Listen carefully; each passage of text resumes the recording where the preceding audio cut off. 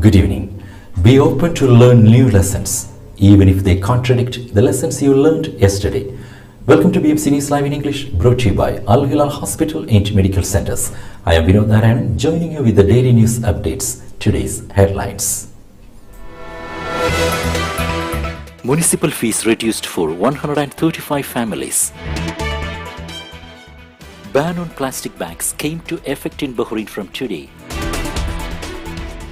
Family and dependent visa salary cap in Kuwait to be raised to KD 800. WHO strongly advises against use of 2 COVID treatments. Karnataka said no to Kerala's railway line proposals. News in detail. Municipal fees reduced for 135 families.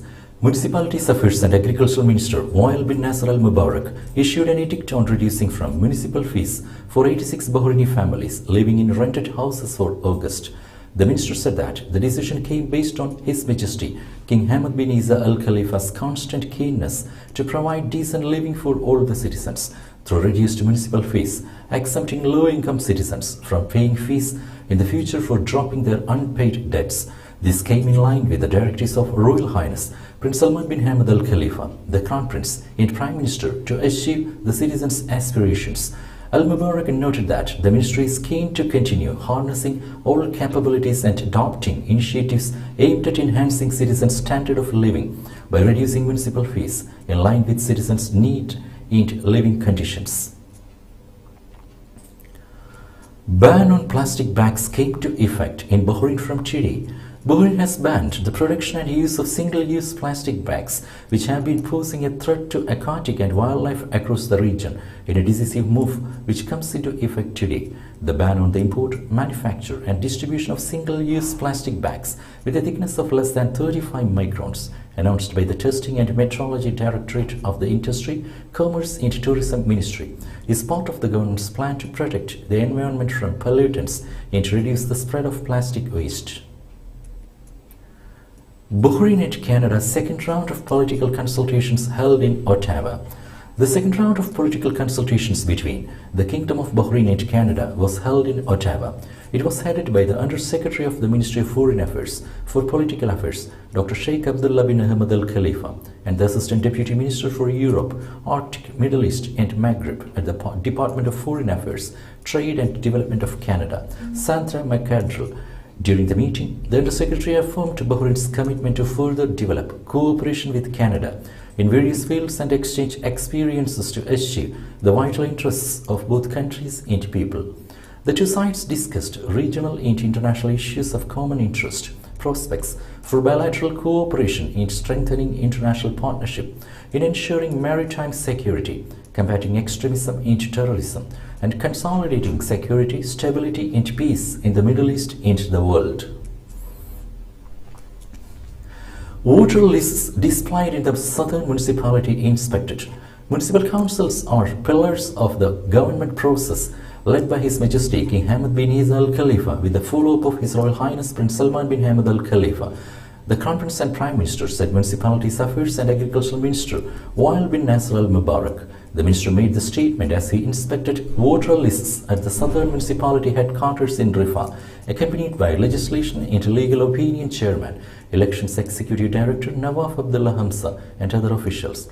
The ministry has formed teams from each municipality to facilitate electoral campaigning procedures, inform candidates, obtain licenses for electoral tents, and provide the necessary support before the election date.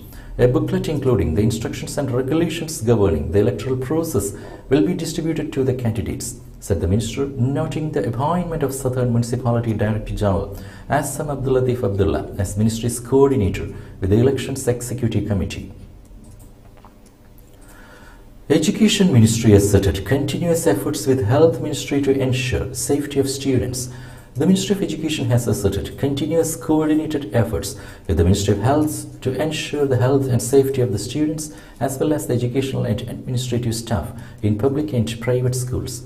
It stressed keenness to implement the needed precautionary measures, especially after detecting the first case of monkeypox in the Kingdom of Bahrain. The ministry affirmed that protecting the health and safety of its students and the educational and administrative staff is a top priority, pointing out that the needed precautionary measures have been taken at schools as part of the proactive plans with the Ministry of Health to track down contacts and monitor any suspected case to receive the needed medical treatment. Bahrain welcomed accession to Shanghai Cooperation Organization as dialogue partner. The Kingdom of Bahrain has welcomed its accession to the Shanghai Cooperation Organization and many Arab countries as a dialogue partner on the occasion of the organization's annual summit in Samarkand, Uzbekistan. The Ministry of Foreign Affairs noted Bahrain's wise foreign policy under the leadership of His Majesty King Hamad bin Isa Al Khalifa, supported by His Royal Highness Prince Salman bin Hamad Al Khalifa, the Crown Prince and Prime Minister.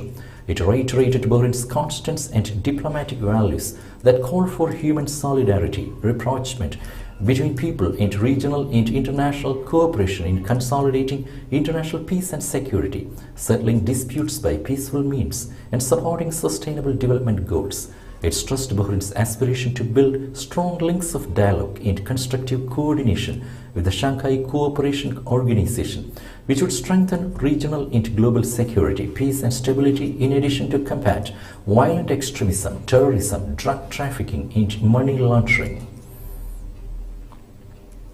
Foreign Minister met Bahrain's delegation participating in 77th United Nations General Assembly session. The Minister of Foreign Affairs, Dr. Abdul Latif bin Rashid Al Zayani, visited today the headquarters of the Permanent Mission of the Kingdom of Bahrain to the United Nations in New York on the occasion of the participation in the 77th session of the United Nations General Assembly. The Minister met the permanent representative of the Kingdom of Bahrain to the United Nations in New York, Ambassador Jamal Faris Al Ruwaiwi, members of the Kingdom of Bahrain's diplomatic mission, and the delegation participating in the work of the General Assembly. He praised the diplomatic work carried out by the Permanent Mission and all of its affiliates in strengthening the relations of joint cooperation between the Kingdom of Bahrain and the United Nations and its various agencies. WHO delegation visited Muharraq Police Directorate.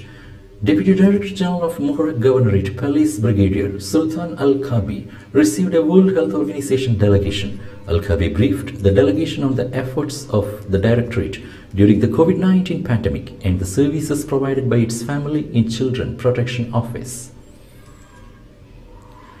Education Minister participated in Transforming Education Summit 2022.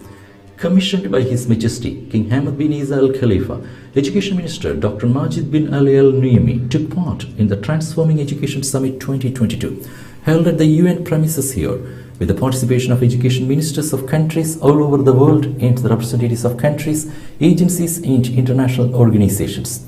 The first day of the Transforming Education Summit, September 2022, included plenary sessions in which UN Secretary General Antonio Guterres participated in an interview meeting with youth leaders, during which their role in transforming education was discussed.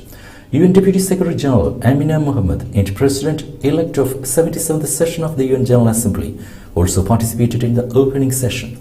The summit sessions focused on topics related to the global trend towards transforming education, and the participants presented many opinions about the most important factors to achieve this transformation and the required role at the official and social levels.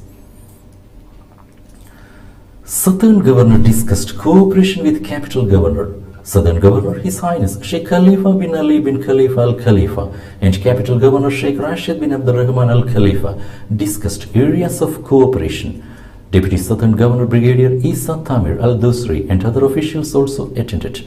His Highness Sheikh Khalifa bin Ali bin Khalifa Al Khalifa stressed continued efforts to support community partnership and cooperation regarding all issues of common interest towards serving citizens.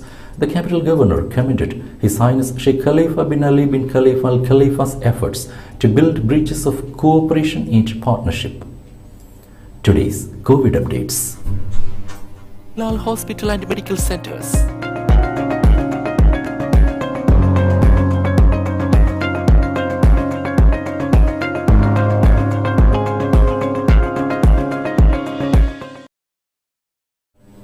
Now we will be back after a very short break.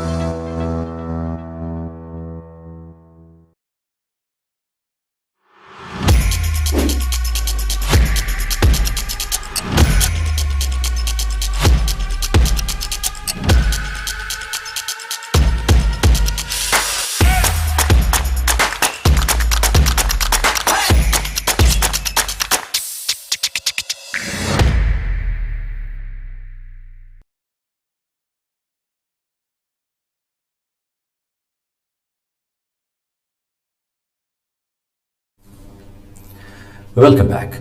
Family and dependent visa salary cap in Kuwait to be raised to KD 800. The Ministry of Interior will be issuing a decision to raise the salary ceiling for a family or dependent visa to KD 800. Currently, the salary ceiling is KD 500. The decision will apply to all expatriates who hold visa articles 17 and 18. To obtain a dependent or family visa, expatriates who receive a salary of KD 800 will have to submit an original work permit or any proof. Additional income earned documents or proof will not be entertained. The new rule of MOI is to control demographic structure in Kuwait, which will only allow those family members who have high income and to provide their family with a satisfactory standard of living, where their wives will not depend on to search for jobs in the market as the local market is overcrowded. The decision will cover all those who have entered Kuwait recently on Article 22 for wives and children under 16 years of age. Classes in schools to be suspended from September 27th to 28th in Kuwait. The Ministry of Education will allocate 118 schools for the Ministry of Interior at the end of working hours on September 26th, as these schools will be used for the 2022 National Assembly elections. Sources disclose that classes in these schools will be suspended from September 27 to 28, and the election will be held on September 29th. Sources affirmed these ministries are working hard to ensure the smooth flow of elections. Egypt to raise Suez Canal transit fees for ships in 2023. Egypt said on Saturday that it will increase transit fees for vessels, including oil-laden tankers passing through Suez Canal, one of the world's most crucial waterways. The Suez Canal Authority said in a statement on Saturday that it will add 15% of the fees for tankers carrying oil and petroleum products and 10% for dry bulk carriers and cruise ships.